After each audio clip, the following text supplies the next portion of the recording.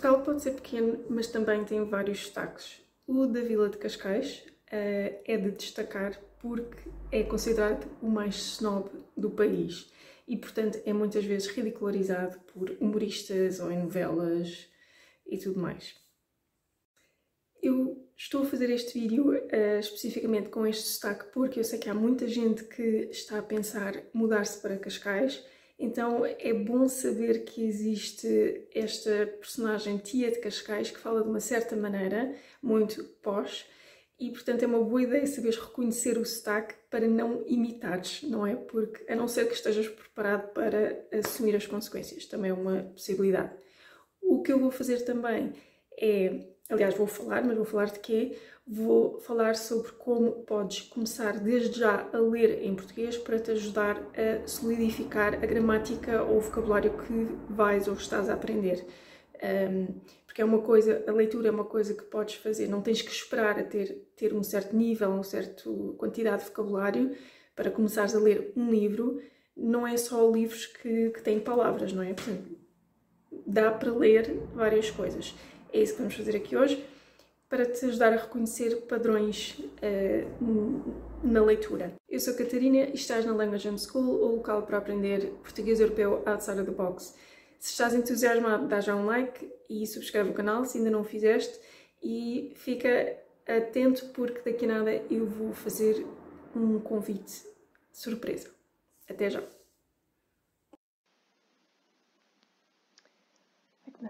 Nunca sei como é que se faz isto. É aqui. Pronto. Então vamos lá começar. Para que fique claro porque que eu estou a falar da palavra posh. Caso não saiba, posh significa port out, starboard, home. Ou seja, eram as melhores acomodações para quem viajava de barco da Índia para Inglaterra e vice-versa. Aqui temos um talão do supermercado Continente que não é nada barato em Portugal e, no entanto, parece que não tem respeito nenhum pelos acentos em português. Ora bem, Porto de Mós, aqui falta um acento, porque senão é Mous. Cartão, como já vimos no slide anterior, tem um til, portanto é um som nasal, percebe? Cartão de novo. Fim do mês, end of the month, mês, teria aqui um chapéuzinho. Não é válido, tá? Desculpe, não estou a tentar descontar em si, é mesmo contra o continente, porque não percebo. Cobram tanto dinheiro e depois não sabem corrigir um texto tão básico para português correto. Impossível, estas pessoas. Não aplicável, o não também teria que ter um acento, um til, para ficar nasal. Aplicável, lá está, falta aqui aplicável, senão fica aplicável. Nem sei. Gasóleo, também tem acento. Agrícola, se não é agricola. Faz toda a diferença. Portanto, senhor estrangeiro, por favor, não se esqueça que os acentos não são uma diversão de uma criança que vai pôr coisas em cima de palavras em Portugal, tá? Está lá por uma razão, senão o português fica assim medonho, tá? Percebeu? Eu sei que português pode parecer dificílimo e porquê? Uma coisa que com certeza se vai queixar é dos sons nasais. Pois então não é assim tão complicado, veja lá. Velho sabichão, limão roxo. Qual é a dificuldade? Eu não percebo. Faça lá um esforço. Tapa o nariz, coloca a mão na garganta, depois coloca a outra mão, não é? A outra mão sob o nariz e veja a diferença do ar a passar. Se não sentir nenhuma ligeira vibração pelo nariz, então é porque não está a fazer o som certo. Pior das hipóteses, constipe-se. Aí já vai falar português corretamente. Vamos outra vez. Velho sabichão, limão roxo. Tá? Percebeu?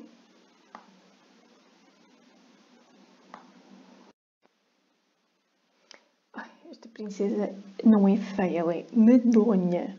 Mas enfim, eu achei que era boa para o que eu queria dizer aqui. Temos a princesa feia e um cruzamento estrangeiro. Não se esqueça que aqui estrangeiro não vamos ler, é estrangeiro, tá? É estrangeiro. Esqueça que o S está lá e pense que é um SH. Som russo, tá? E porquê que eu coloquei aqui? Porque, como eu já referi anteriormente, primeiro em português coloca-se o nome e depois é que vem o adjetivo, tá?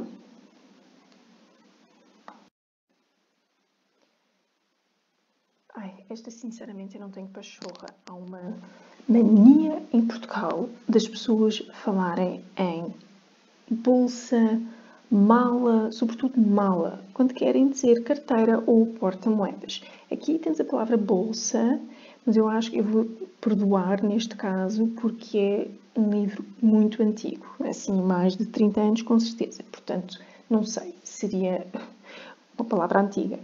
Mas, de qualquer maneira, onde nós colocamos as moedinhas é um porta-moedas. Olha, como se diz em francês, um porte-monnaie. Onde colocamos o porta-moedas, maquiagem e tudo mais, isso é a carteira, tá? A mala é de viagem. Bom, está claro, espero. Outra coisa que é do mais específico que há é dizer mamã. Por favor, senhor estrangeiro, não diga mamã, é mãe.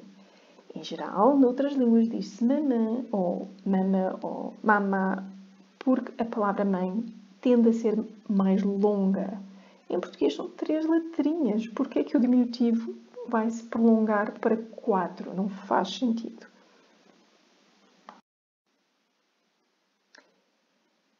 E aqui chegamos à discussão principal na língua portuguesa, que é em relação a uma cor.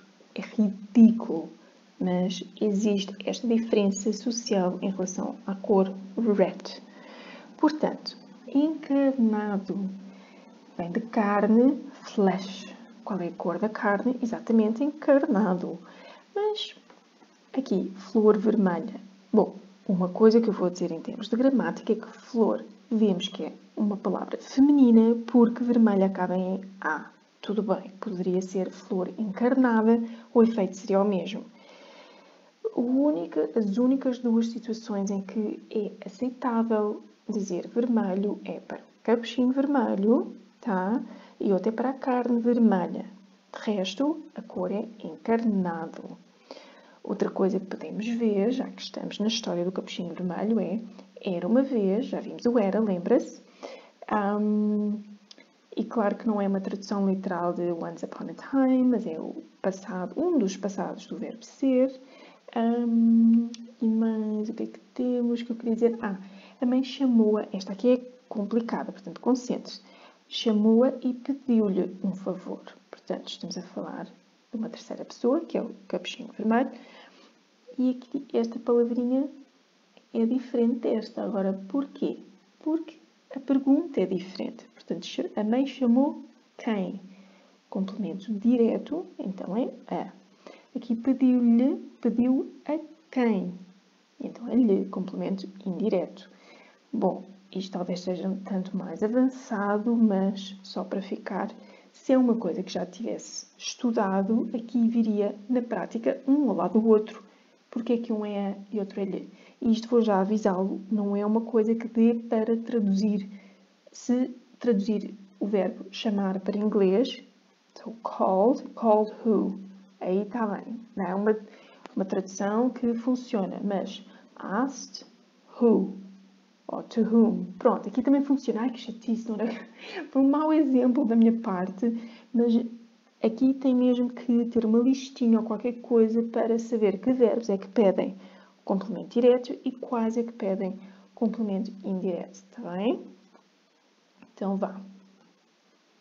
E então, já te apercebeste a quantidade de coisas que podes ler em português? Se sim, e se é uma técnica que vais tentar aplicar no teu dia-a-dia, deixa-me aqui um comentário. E outra coisa, aqui vem o convite. Se queres mais, então convido para inscrever-te nas minhas 3 sessões Ler para Querer, tenho o link aqui em baixo. Vão acontecer em janeiro, final deste mês. Os detalhes estão todos no link. Até lá, se calhar. Bom, agora se me permite, eu vou gozar um bocadinho consigo, porque eu ouço muitas vezes pessoas veem 2 R's entre 2 vogais e acham que, pronto, apeteceu-nos lá colocar outro R, que fica bem, não é? Como diz, não sei. Mas está lá, por alguma razão é, tá? Então pensa um bocadinho antes de dizer as palavras. Então temos carro, tá? Não é elegante, eu sei, mas é assim que pronunciamos. Não precisa de cuspir, mas é quase como se fosse fazê-lo, tá? Então é carro, carro. E depois casa. Nada de dizer à espanhola caça, é casa. Um S entre 2 vogais vai ter o som de Z, casa. Se fosse outro S, que pode acontecer, é caça. Nem sei se existe em português, mas enfim, já seria um C de cedilha.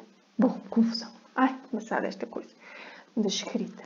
Bom, e pode ser engraçado ler as 2 palavras, dizer as 2 palavras rápido, uma espécie de como é que se chama? Não que me lembro em português. É um tongue twister, mas percebeu, não é?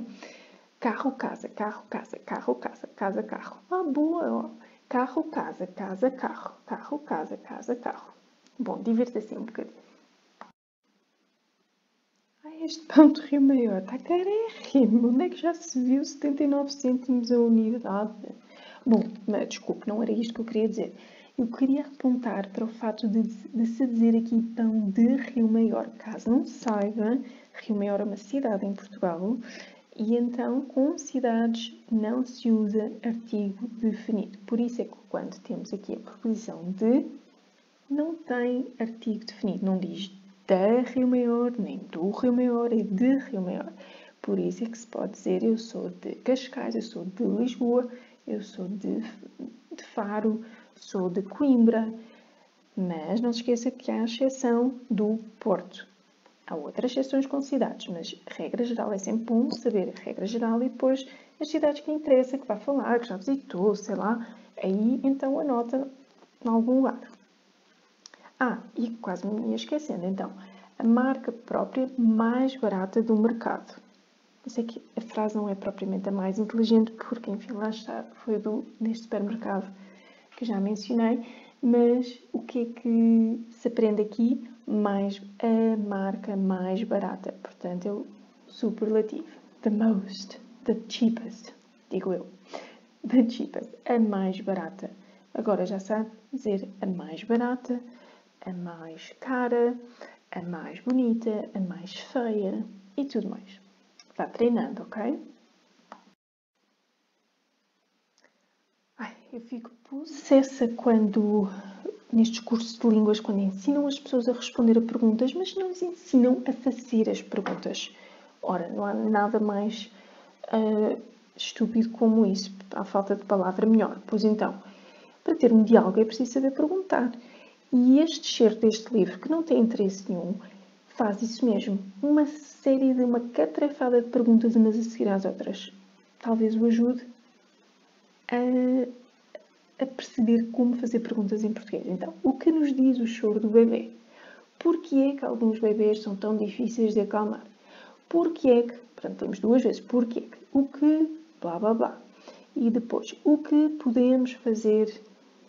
E depois, como podemos descansar todos melhor? O verbo poder, certamente, é um que vai ter que ver, mas agora não temos tempo para isso, está bem? Vamos continuar.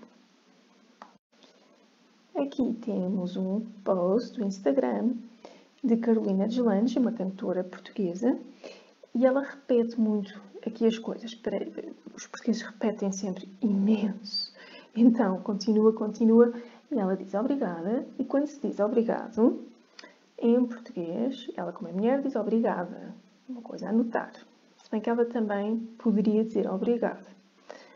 De qualquer forma, um homem nunca poderia dizer obrigada, se bem que não, acho que ninguém vai preso por isso, não é? Bom, mas o que interessa é obrigado por, e ela repete, por me receberes. Obrigado por me dares. Bom, e o resto não interessa.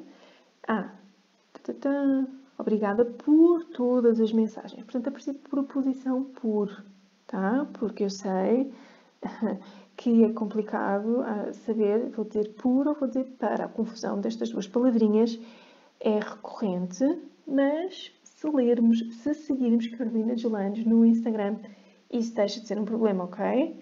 Então, a diferença aqui é que ela, infelizmente, não colocou nenhum exemplo com artigo definido. Portanto, eu vou dizer obrigada pelo presente.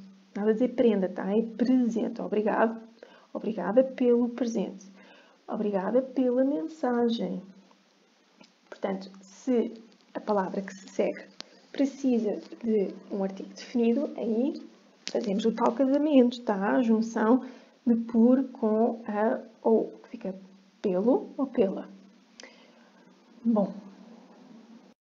Então, se este vídeo lhe interessou, aconselho vivamente a ver este aqui, que é sobre a diferença que existe entre o brasileiro e o português de Portugal, completamente diferentes, não tem nada a ver, de todo a mesma coisa, são de todo. E eu vou estar aqui para a próxima semana. Também vem? Então até lá!